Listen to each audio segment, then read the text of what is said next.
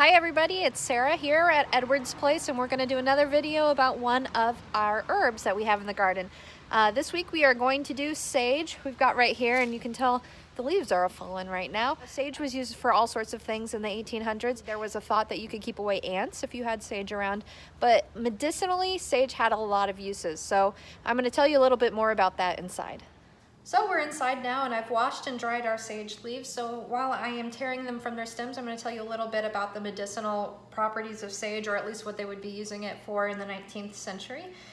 They used it for a range of different things, and I found all of this information in 4 different books that I found from the 19th century, the earliest being from 1837, the latest being from 1870, I think. I'm going to post those in the comment below the video so you can actually go check those out yourself. They are all free online for you to view. So some of the things that sage was used for is for, the common thing that you would think for sore throat, which is what we're going to use it for today for our sage tea. It was also used for scarlet fever, of all things, headaches. It was used for consumption, or we call it tuberculosis. It was thought of as a remedy for drowning victims.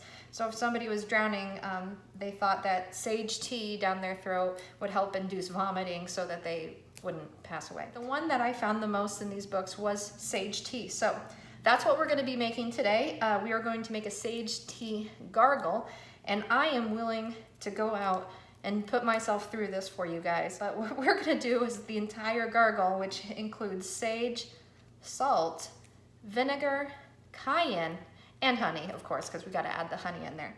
The recipe that I'm using is from Dr. Chase's recipes from 1870, and I'll just read you this recipe. Very strong sage tea, 1/2 pint, which is a cup, strained honey, common salt, strong vinegar, 2 tablespoons each of those.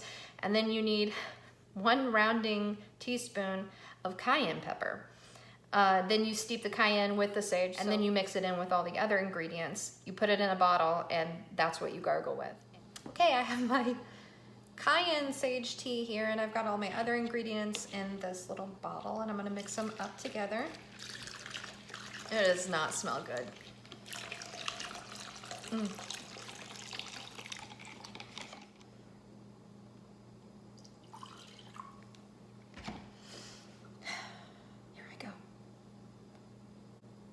It was not good.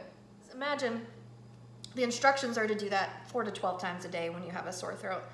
I think I'd just take the sore throat. Thank you guys for coming and checking it out today. Don't try this recipe at home. It's disgusting. Have a great day, guys, and we'll see you next week for another herb from our garden.